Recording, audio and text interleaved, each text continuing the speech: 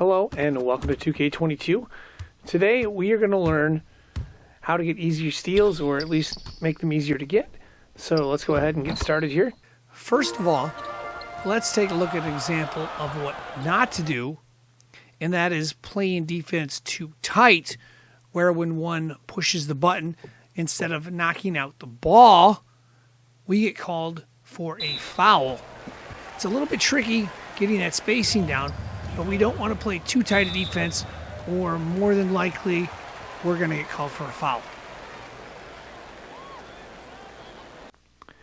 One thing that one may notice in this defensive matchup right here is that we are giving the offensive player a little bit of space, not a ton, but just a little bit, so that when we press the square button, we're not as likely to get called for a foul.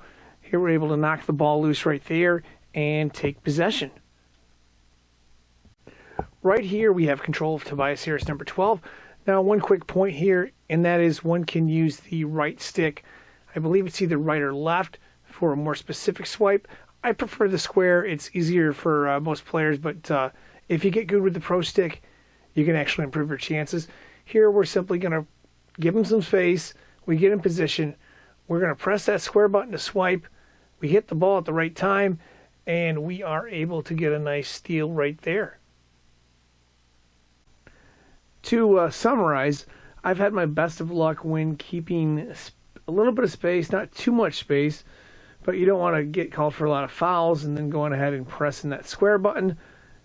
You'll knock the ball. Sometimes you recover it, sometimes you don't. Okay, let's talk about stats and ratings. If one takes the left control pad and presses it up, you'll see the player rating based on a letter grade. Alternatively, one can go into the features mode or even hit pause during game to see what the players are rated in terms of ability to steal. Matchups are also going to be a big factor. Obviously, the higher the player rating on defense, the better their chances are, and the lower an offensive player's rating on offense, the worse their chances are of hanging onto the ball. As well as if a player tries a specific pro stick dribble move and the defensive player attempts a steal at the right time, they're more likely to get the ball back as well in that situation. And that is going to wrap it up. As always, if one is looking for more tips on NBA 2K22, there's a playlist on this channel. There will be a link in the description as well as a link in the comments section to make it easier to find. Thanks for watching.